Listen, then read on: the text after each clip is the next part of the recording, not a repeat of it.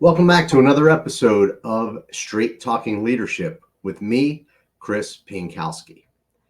What I want to talk about today is the importance of planning. Right now, we're coming into a new year, and a lot of times people get hung up on what am I going to achieve over the next year? One of the things that really prevents people from achieving their goals is that they don't set goals.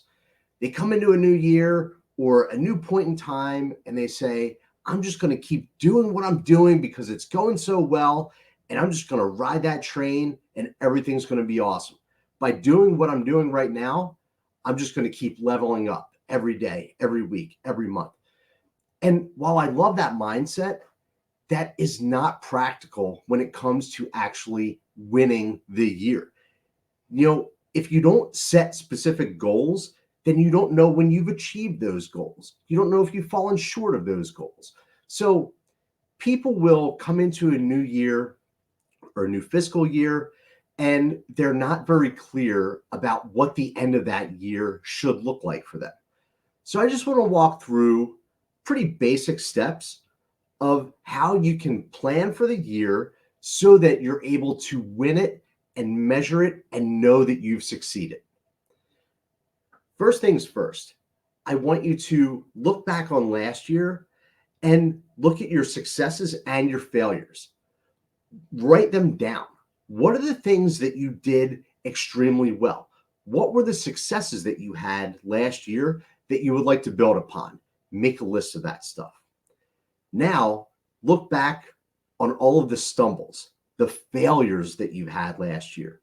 Make a list of your failures, but more importantly, what did you learn from those failures? What could you have done differently that would have turned that failure into a success?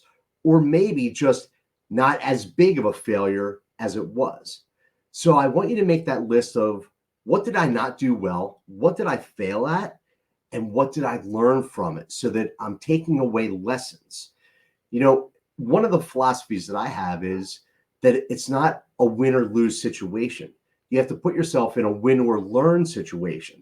So when things don't go the way that you expected them to go, that's okay, as long as you learn from it and you're able to move forward with that new knowledge and not repeat the same thing that got you there in the first place.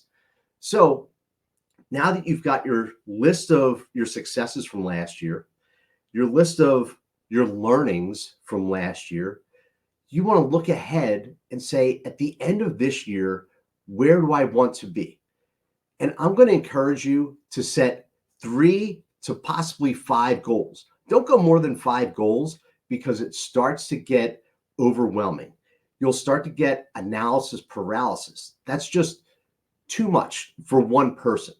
Now, if we're talking about company goals, then you may set a few more than 5 because some of the tactical parts of achieving those goals will be delegated to others.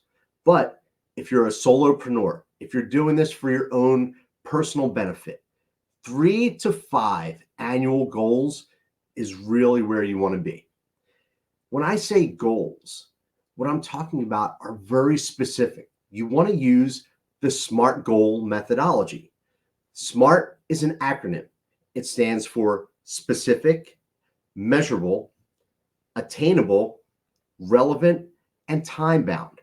So when you write down your goals, you want to write them down in a very specific way so that anybody could read it and understand what the goal is that you're trying to achieve. You've got to have ways to measure what you want to achieve so that you know how far you are from reaching it, how far you've gone over it, but it's got to be measurable. You need some kind of number in place so that you know what those benchmarks are, what those metrics are. Attainable means that, is this realistic? If your goal is to run a marathon this year, that's awesome. But if you're not in the best shape, then maybe a full marathon isn't in the cards for this year. Maybe it is. It all depends on how hard you work. But you don't want to set yourself up for failure with these goals. I'm a fan of stretching. I'm a fan of shooting for bigger goals, higher goals, but they need to be realistic. They need to be attainable. Relevant. Relevant means, is this goal something that is in line with my personal vision and mission for where I'm trying to go? Is this goal in line for the mission and vision of the company and what I'm trying to build?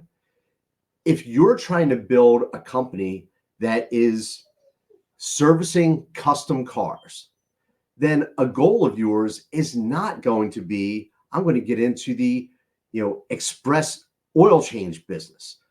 Express oil changes and building custom cars, two separate businesses. So that is not a relevant goal. You want to make sure that any of your goals are tying into the bigger picture of what you want out of life and what you want out of the business that you're trying to build. And then finally, time bound. All of your goals should have an end date to them. When is this goal supposed to be achieved?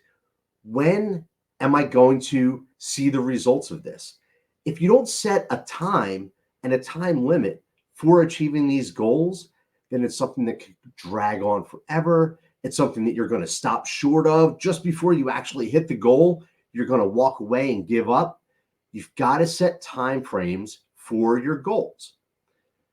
Once you have your list of 3 to 5 SMART goals for the year, now I want you to bring it down closer to the ground.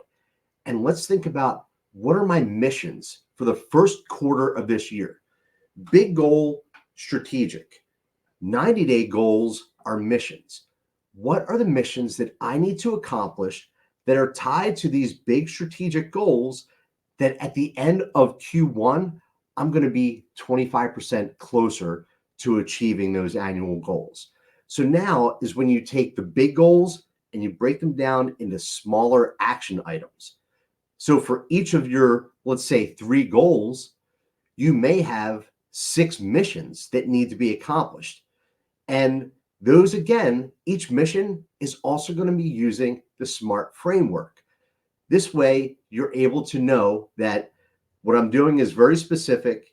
I'm measuring my progress. If I want to get 100 new clients this year, then I need to get 25 new clients in the first quarter of this year.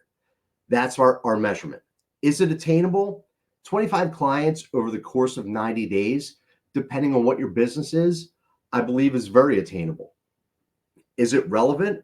Well, if my main goal is to get 100 new clients, then it's certainly relevant that I want to get 25 new clients in the first quarter.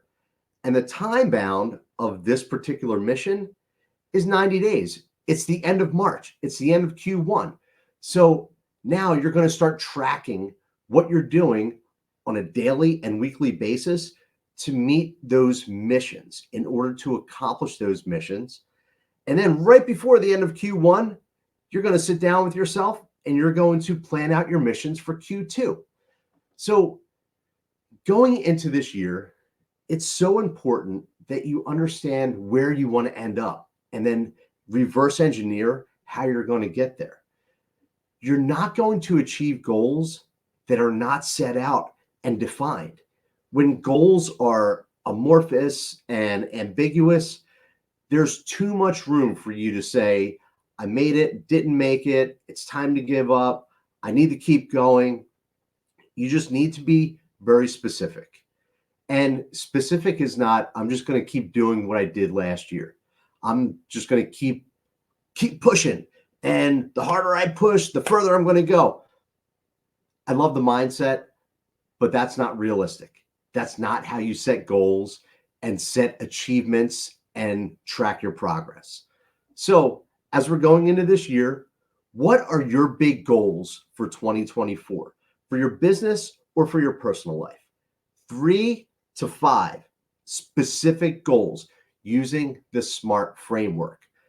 Once you've laid them out, now I want you to look at the first quarter. What are the missions that you need to be successful at? And write those out in the same SMART framework. By taking this approach this year, you have a higher likelihood of achieving your goals and winning this year as opposed to any other year in the past where you haven't been very specific about what you want to accomplish. So Goals need to be written down. They need to be specific. They need to be measurable. Once you have big goals, break them into smaller pieces. And that is the recipe for winning the day. Hope you got something out of today's video. If you did, please like it. Please share it. Please tell other people. I'm starting to do more content like this on the channel. It'll also be on audio feeds. So please subscribe, like, share, Straight Talking Leadership. And I hope you have a great year and lead on.